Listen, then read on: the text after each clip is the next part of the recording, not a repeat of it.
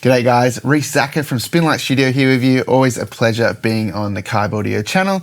And in this video, we're going to take a look at how we can use saturation to enhance our mixes. And I'm not talking about using saturation to make crazy distortion effects or anything like that. I'm talking about the subtle art of using saturation to flatter your mixes and enhance them.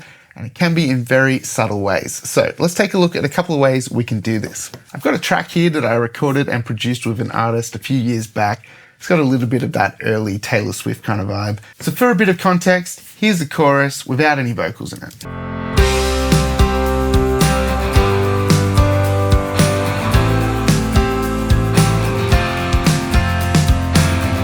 So to start with, we're going to have a look at the simplest way that we can apply saturation, and that is on the mix bus. Let's use the Kiive Audio M Fuse, and we're on the N side at the moment, and I really love the sound of the saturation on this module. So we're going to use a little bit of the dark to enhance the low frequencies. This is going to saturate the low end of the mix. So have a listen to what it sounds like as we bring this up.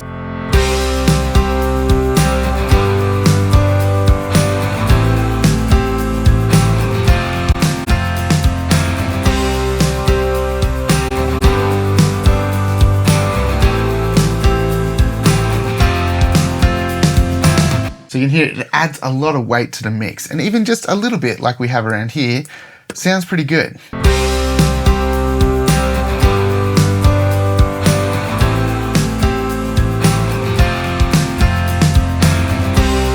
Definitely making the low end sound a lot richer and a lot fuller, and it doesn't necessarily just sound like we've boosted the low end.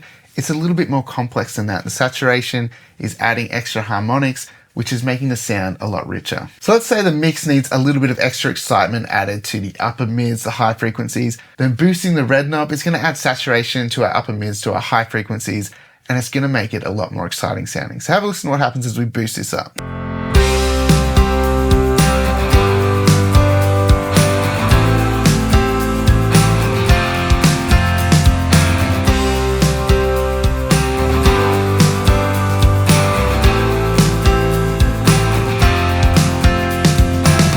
So you can hear it's adding a lot of detail, it's making things sound pretty exciting, but on this mix, it's making it sound a little harsh. So there's a cool little trick you can do here. What we can do is we can use a high shelf and lower down some of our higher frequencies, make our mix sound a little bit duller, but then we're gonna bring the excitement back in with the saturation. So check this out. I'm gonna bring this high shelf down to 3K, and then I'm gonna bring this down around 3 dB. Now have a listen, it's gonna be a little bit dark and muddy sounding, but then we're gonna boost this red knob and we're gonna bring all of that excitement back in, and have a listen to the effect it has.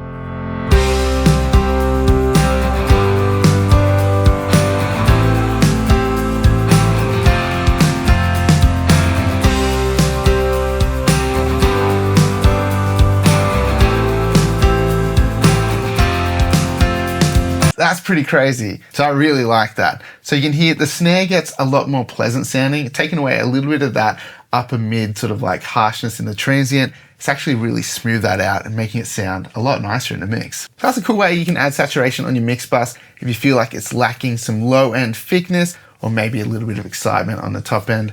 That's one way you could handle it. So let's have a look at the difference between even and odd harmonics in saturation and why we might choose one or the other. So I've got some rhythm guitars here. They're just doing some big power chords, and we're going to apply some saturation with even harmonics.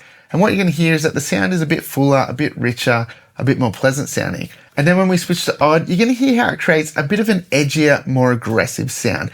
Okay, so what we're going to do is have the saturation boosted all the way up, and then we've got the output pulled down around -2 dB, so that when we hit the power button, we shouldn't get too much of a jump in volume. And then I'm also going to be able to jump between odd and even so you can hear all the differences. So here we go.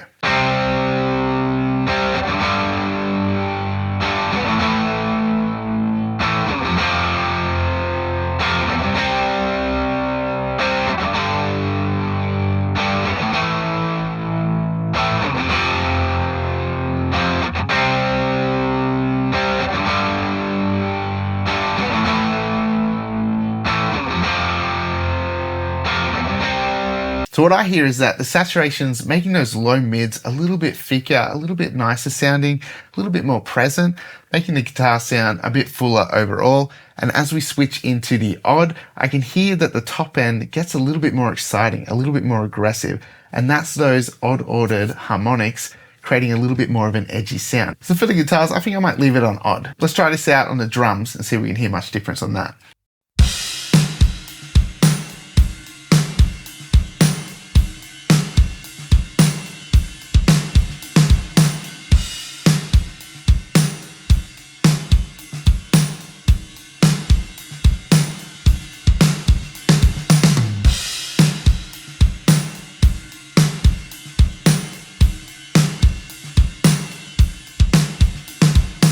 So the saturation is giving the drums a little bit of extra life. It's making them sustain a little bit better. They're not as plonky, kind of coming in and out.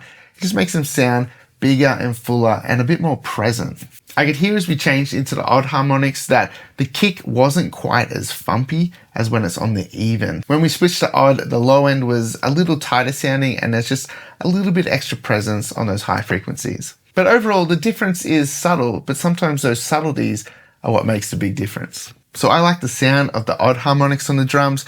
So I'm going to bring the saturation back to around 34%, have it a little bit subtler, and I think that's going to sound pretty nice in the mix. So another really great place to apply saturation is on vocals. Sometimes vocals need a little bit of extra excitement added to them, and saturation is a great way of doing it. Okay, so here's our vocals. I keep the day we dance in the park, keep the note that you wrote in the bar, keep the necklace you gave me, I play for keeps, baby. Cool, pretty catchy. Now what we can do here is we can use saturation to even the vocal out a little bit. So we can use it in a bit of a way to add extra compression to the vocal. And the way I'm going to do this is using the filk channel, and I've turned off the EQ and the compression. When you do this, you lose a little bit of volume. So I've brought that back on our little output trim here. I've boosted it back up about 4.5 dBs. And so when we bypass this off and on, it's pretty much level now. So now what we're going to do is on our little preamp section here is we're going to boost this saturation knob until it gets just a little bit edgy, a little bit gritty.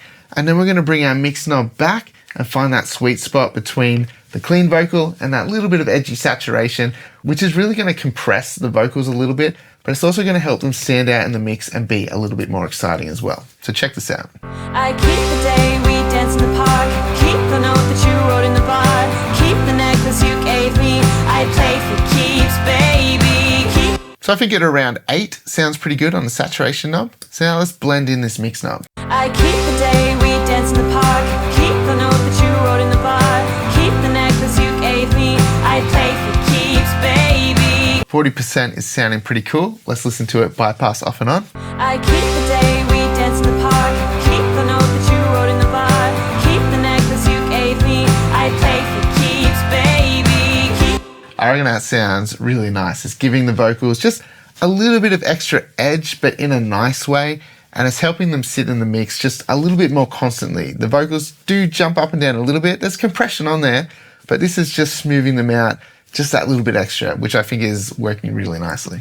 And of course, if you wanted to make it a little bit grittier, you could boost this saturation up a little bit further. I keep the day we dance in the park, keep the note that you wrote in the bar, keep the necklace you gave me, I play for keeps, baby. Which has a cool effect, but I don't think we need it quite as dirty for this song. Just a little bit sounds good. And of course, another great place to add saturation is on our bass. Now we can do lots of cool tricks with saturation on our bass, but let's just use it in a more subtle way to enhance it. I'm going to use Distinct Pro again with our even saturation. We're going to boost into this a little bit and just have a listen to how much thicker and nicer the bass starts to sound.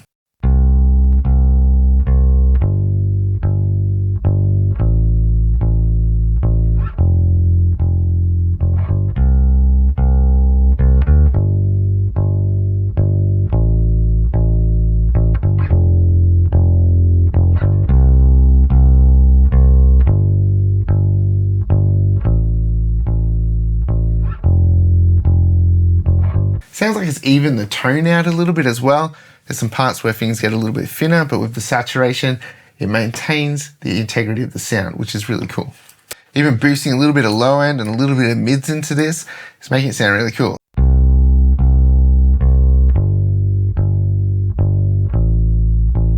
Have a listen to how that stands out in the mix and helps the bass sustain a little bit better.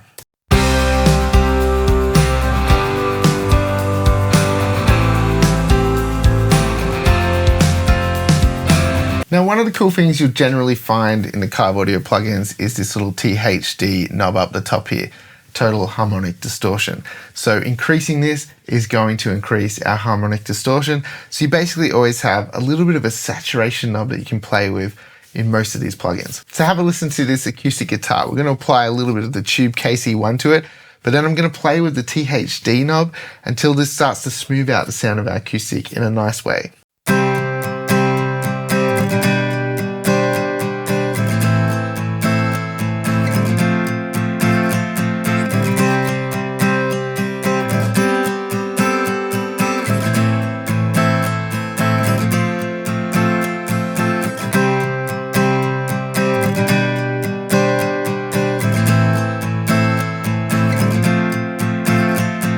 So you can hear it's really making a big difference. The guitar sounds a lot smoother, a lot nicer, and that little bit extra THD is really smoothing out those transients of the pick, just making the guitar sound a little bit more pleasant. And as I said before, all those little changes really stack up and make a big difference in the end. Keep the day we dance in the park. Keep the note that you wrote in the bar. Keep the necklace you gave me. I play for keeps, baby. So using saturation is a really cool way of just adding a bit more complexity to the mix, making it sound a little bit more interesting, but also just making it sound a bit fuller and a bit richer overall. So I hope you guys found these tips helpful, and if you did, make sure you hit that like button and subscribe to the Kiive Audio channel.